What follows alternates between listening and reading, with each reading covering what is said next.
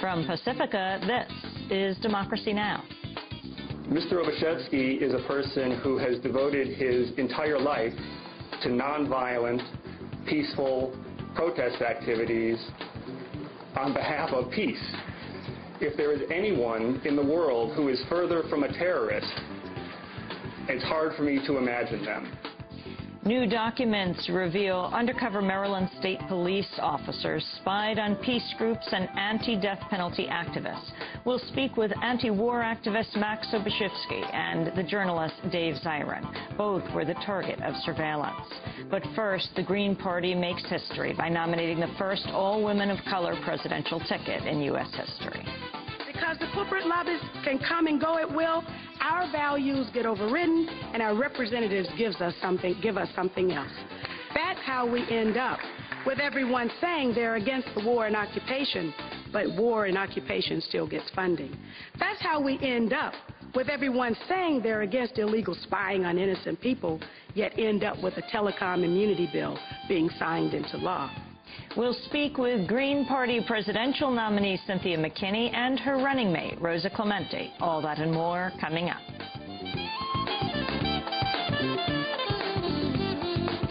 Welcome to Democracy Now!, democracynow.org, the War and Peace Report. I'm Amy Goodman. Presidential contender Barack Obama has arrived in Baghdad for his first visit to Iraq since he became the Democrats' presumptive nominee. Obama's arrival comes just 2 days after Iraqi Prime Minister Nouri al-Maliki endorsed Obama's call for a timetable for a U.S. withdrawal from Iraq.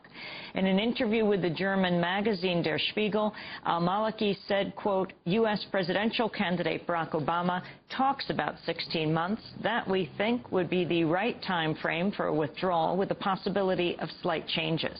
Maliki went on to say, quote, artificially prolonging the tenure of U.S. troops in Iraq would cause problems.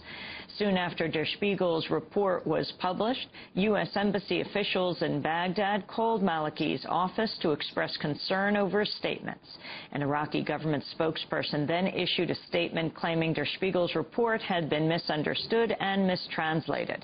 However, Der Spiegel has stood by its story. The magazine gave an audio recording of the interview to the New York Times, which confirmed Maliki endorsed Obama's plan for withdrawing combat troops in about 16 months. In other Iraq news, U.S. forces have shot dead the 17-year-old son of the governor of Salahuddin province. The killing occurred when U.S. forces raided a home in the town of Baiji. Another relative of the governor was also killed in the raid. On Sunday, Barack Obama traveled to Kabul, where he met Afghanistan's president, Hamid Karzai. Obama described Afghanistan as, quote, the central front on our battle against terrorism. A spokesperson for Karzai said, quote, Senator Obama conveyed that he's committed to supporting Afghanistan and to continue the war against terrorism with vigor. Obama also met with U.S. troops stationed in Afghanistan. Young people like this who are doing such excellent work with so much dedication and pride. It makes me feel good about the country, and want to make sure that everybody back home understands how much pride people take in their work and how much the sacrifice people make is outstanding. On the streets of Kabul, many residents said they oppose Obama's plan to send 10,000 more U.S. troops to Afghanistan. The situation is getting worse here, even worse than Iraq. If the U.S. government sends more troops here, the violence will increase. For example, when we see a group of U.S. soldiers walking here, it doesn't make us feel safe. Our Afghan forces are capable enough to ensure the security of Afghanistan. The U.S. government should focus on other needs of Afghans, not the military. Afghans also criticized Western officials for not doing more to help the Afghan people. There have not been any changes in the lives of ordinary Afghans. The visits and presence of foreigners has not changed the lives of the poor Afghans. I returned from Iran after 20 years there. I had the best time when I was in Iran, and now I have to work like an animal in order to feed my family. My life is worse now. What is the benefit? These Western officials coming and going.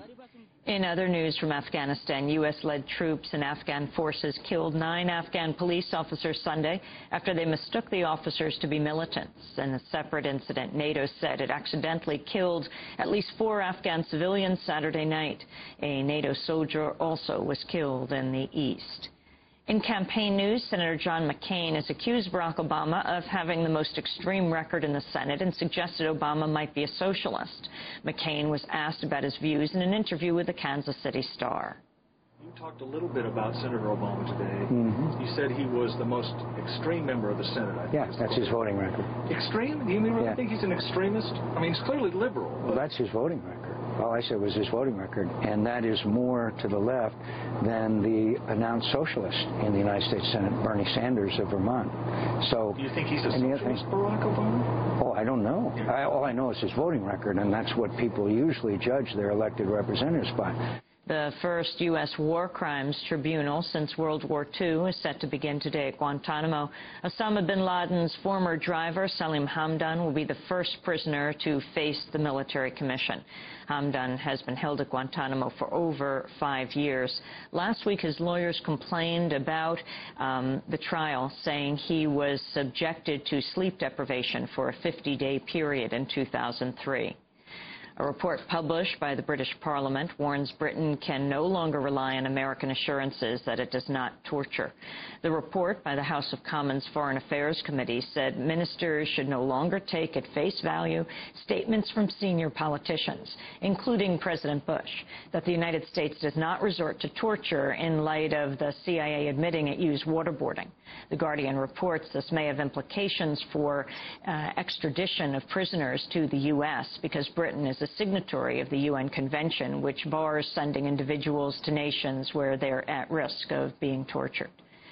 Newly released documents have revealed the Maryland State Police officers conducted an extensive surveillance campaign in 2005 and 2006, targeting peace groups and anti-death penalty activists. The documents show undercover agents infiltrated meetings and events of the Baltimore Pledge of Resistance and the Baltimore Coalition Against the Death Penalty. The agents entered the name of one of the prominent Baltimore peace activists, Max Obajewski, into a federal database that tracks terrorists and drug dealers. The police continued to carry out the surveillance, even though officers never observed any illegal or criminal activity. We'll have more on this story later in the broadcast. An Israeli human rights group has released a video showing an Israeli soldier shooting the leg of a blindfolded and handcuffed Palestinian man from close range. The Palestinian man was detained during protests against Israel's West Bank wall. The video shows an Israeli army officer gripping a blindfolded and handcuffed Palestinian detainee while another soldier aims a rifle towards his leg. B'Tselem Sarit Mihaeli condemned the Israeli action. B'Tselem received this morning footage filmed in the village of Nealin approximately 2 weeks ago, showing an Israeli soldier firing a rubber-coated steel bullet at a Palestinian. The Palestinian has his hands tied behind his back and his eyes covered, and the soldier is firing at him from very close range, from approximately 1.5 meters away. This whole event happens in the presence of a high-ranking officer, a lieutenant colonel. The Israeli military says the soldier involved in the shooting has been detained for questioning. An army statement said the incident is a, quote, direct contradiction of IDF values and principles. A military judge at Fort Knox has sentenced U.S. war resister James Burmeister to 6 months in jail after Burmeister pleaded guilty to going AWOL. The 23-year-old soldier served as an Army scout in Iraq but fled to Canada in May 2007 while on leave. After leaving Iraq, Burmeister revealed U.S. troops in Iraq were planting equipment such as AK-47s to lure Iraqis to spots where American snipers could shoot them. The practice was known as bait and kill. Burmeister said, quote, I know going AWOL was wrong, but I thought it was the best way to stop the small kill teams.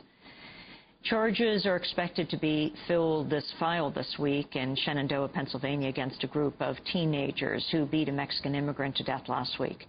Witnesses said 6 white teenagers brutally beat 25-year-old Luis Ramirez while yelling racial slurs.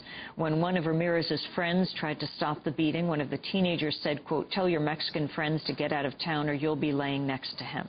Ramirez came to the United States 6 years ago. He was the father of 2 children and was engaged